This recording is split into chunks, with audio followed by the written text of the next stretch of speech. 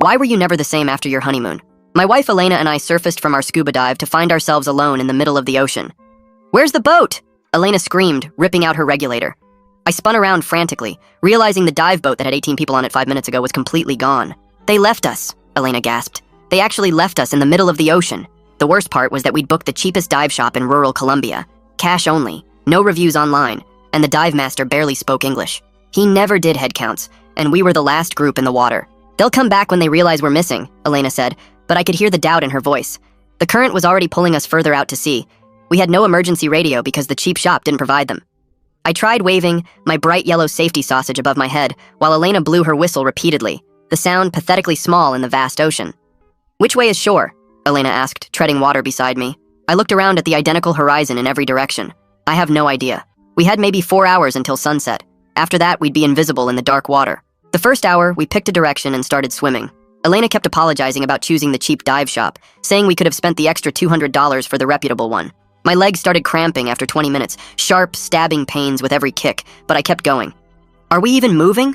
Elena gasped between strokes. Everything looks exactly the same. The worst part was she was right. The waves, the sun, the endless blue. We could have been swimming in circles and we'd never know. Then Elena started shivering despite the warm water. Why am I so cold? This doesn't make sense. That's shock setting in, I said, trying to keep my voice calm. Just keep swimming and we'll be okay. I promise. The second hour was when Elena saw her first hallucination. She suddenly started screaming and waving at empty water. There! A boat! I see a boat! Help us! She started trying to swim toward nothing. Baby, there's nothing there. Yes, there is. Look, they're coming this way. I grabbed her arm, and she fought me for a moment before the mirage dissolved, and she realized she'd been screaming at waves. The look of despair on her face when she understood there was no boat broke my heart. The thirst had also become unbearable by then. Our tongues were swollen, lips cracked and bleeding from the salt. Every swallow felt like broken glass going down our throats. Just one sip of seawater, Elena begged. Just to wet my mouth, I can't stand it. When I told her that would kill us faster, she actually tried to drink it anyway. I had to physically hold her arms while she sobbed and begged for just a taste of water. The third hour, Elena's legs stopped working. She said she couldn't feel them anymore, they were just dead weight pulling her down. I had to support her entire body while treading water, my arms screaming in agony, legs cramping so badly I was crying from the pain. That's when the jellyfish got to us.